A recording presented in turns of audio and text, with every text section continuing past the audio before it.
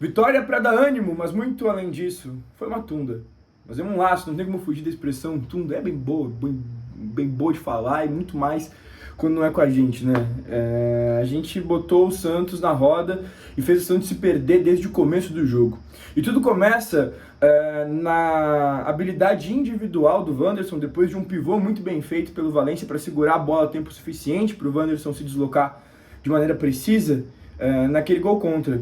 E aí muito se fala da falta de capacidade na hora da finalização do Wanderson, mas se o Wanderson driblasse do jeito que ele dribla, corresse do jeito que ele corre, e mesmo assim fosse um exímio finalizador, não era no Inter que ele estava jogando, né? Ele estava num time de ponta da Europa.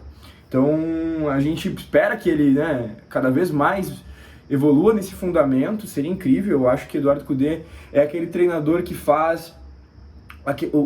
É aquele tipo de treinador que faz um jogador falar, evoluir na mão desse cara. E eu acho que o Wanderson, talvez com um pouco mais de físico, que é um dos pilares do trabalho de Eduardo Cudê, com pré-temporada bem feita, ele consiga chegar mais inteiro em alguns lances no final e chegar muito bem para finalizar. Mas hoje ele já é um baita jogador. E que nos ajudou muito hoje a desequilibrar o Santos desde o começo da partida. E aí aquela sequência, né? O Inter tem todos os méritos por essa vitória. O Santos é sim um time na zona do rebaixamento hoje, é sim um time que está passando por várias dificuldades. É um time grande, que quando começa na cartilha do rebaixamento fica um pouco difícil de sair dali, parece que nada não sai do lugar, mas o Inter também tem os seus méritos. Porque o Santos não começou nessa fase ruim ontem e não vai terminar essa fase ruim amanhã. O Inter não pegou o Santos no pior dia da vida do Santos. O Inter soube fazer seu jogo, em cima das fragilidades de um time que ele conhece as fragilidades, porque ele tem um treinador que estuda. Então, botamos o que a gente tinha para fora. E fizemos isso valer o suficiente para gerar uma larga vantagem. E se a gente tem no Grêmio como um balizador, muitas vezes, em várias discussões, em vários programas, está sempre sendo grenalizado o desempenho de um e de outro, mesmo que um esteja numa competição A e o outro na competição B, ou mesmo que eles estejam na competição C ao mesmo tempo, mas cada um esteja vivendo uma realidade diferente, essas comparações elas sempre acontecem. E o Grêmio perdeu para esse time do Santos. Já na fase ruim do Santos. O Grêmio perdeu para o Santos. O Santos tirou pontos de vários times que brigam lá na parte de cima. Senão também não estaria na situação que está hoje. Tipo, quer dizer, senão estaria numa situação pior ainda da que está hoje. Então, o Inter tem todos os méritos, sim. O Alan Patrick é magistral. O Alan Patrick, ele merece um contrato vitalício com o Sport Clube Internacional. O segundo gol do Inter hoje, o gol que ele faz um drible de corpo e coloca a bola por cima e a bola passa no limite da regra entre a mão do goleiro e para cair exatamente no cantinho, ali quase na bochecha daí, é uma coisa primorosa.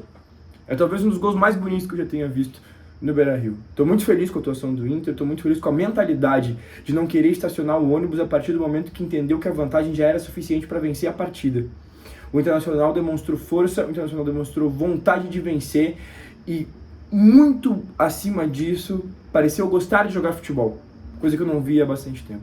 Primeiro turno, o Mano gritava, acabou, para, e o jogo estava 1-1. Tudo bem, era lá, era outro contexto, o time ganhou reforço, etc. Mas o bagulho, tá aqui, a mentalidade vencedora. A mentalidade vencedora do time de Eduardo Cudê é qualquer coisa muito acima do que o Inter tinha com o Mano Menezes. Então, a discussão sobre termos percentuais, sobre aproveitamento que se teve, né, nos últimos tempos. Acabei de ver que o meu cartola aqui, o jogador fez gol nessa rodada, eu vou bem. Escalei Alan Patrick, escalei Ener Valencia, Eduardo Cudê é o meu treinador, tá? Confiei no meu Colorado. Mas enfim,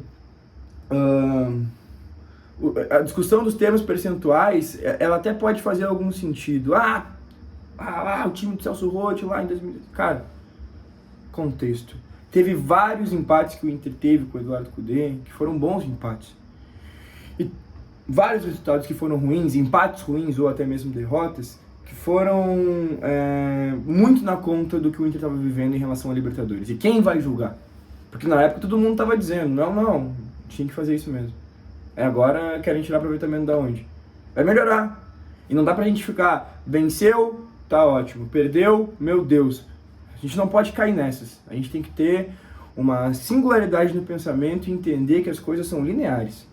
De pouquinho em pouquinho tudo vai acontecendo e o Inter precisa de constância.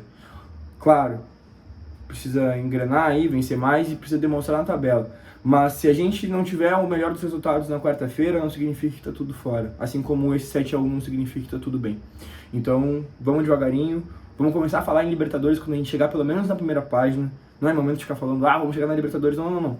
A gente tem que se afastar dessa zona que tanto incomoda a gente. Mas a gente precisa também entender o contexto que nos leva até ali. Basicamente isso.